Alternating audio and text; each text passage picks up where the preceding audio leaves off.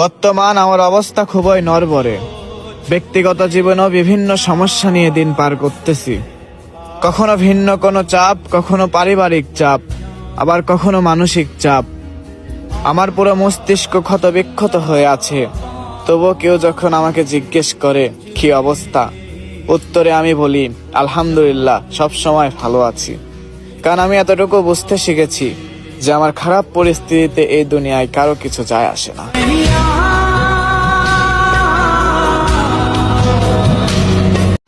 বর্তমান আমার অবস্থা খুবই নড়বড়ে।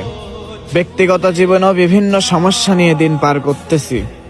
কখনো ভিন্ন কোনো চাপ, কখনো পারিবারিক চাপ, আবার কখনো মানসিক চাপ। আমার পুরো মস্তিষ্ক ক্ষতবিক্ষত হয়ে আছে। তবুও কেউ যখন আমাকে জিজ্ঞেস করে কি অবস্থা, উত্তরে আমি বলি আলহামদুলিল্লাহ, সব সময় ভালো আছি। কারণ আমি এতটুকু বুঝতে শিখেছি যে আমার খারাপ পরিস্থিতিতে এই দুনিয়ায় কারো কিছু যায় আসে না।